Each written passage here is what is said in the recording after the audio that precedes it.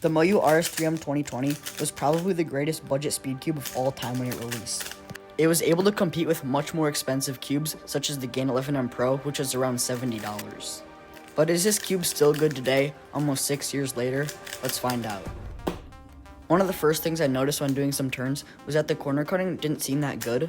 Well, when I'm testing it right now, it's honestly not bad, around line to line for regular, and most of the center cap are on reverse. But when I was just doing algorithms, I was locking up quite a bit. Now, it's not really fair to compare this cube right now because it hasn't been cleaned in probably 3 years. So that's what I'm going to do right now, is clean it out and lubricate it to see how much better it can be. So now the cube's completely disassembled, so I'm going to clean off all the parts of all the lube and dust that they've built up. So now all the parts are cleaned off, so I'm going to put it back together and see how it performs.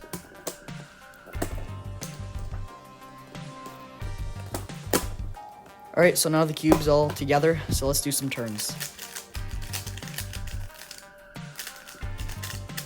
So right away, the cube feels a lot faster, and it also feels a lot looser for some reason. So I think what I'm going to do is tighten it and add some lubricant and see how good I can make it.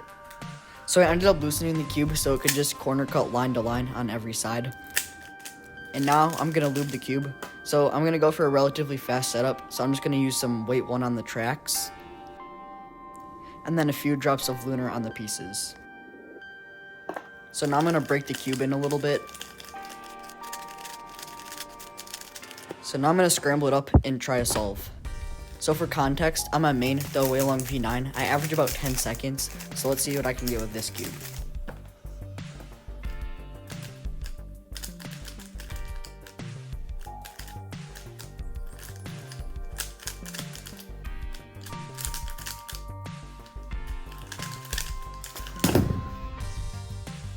Alright, so that definitely wasn't great, mainly because it's honestly really hard to solve, holding the cube way out here. And the camera's also directly in front of my face, so it's hard to see. So I think what I'm going to do is move the camera a little bit, and then I'll do a couple of solves while I share my thoughts.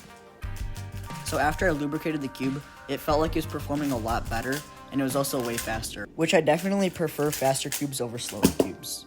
I also felt like I was locking up a lot less than I was at the beginning, which is definitely a good thing.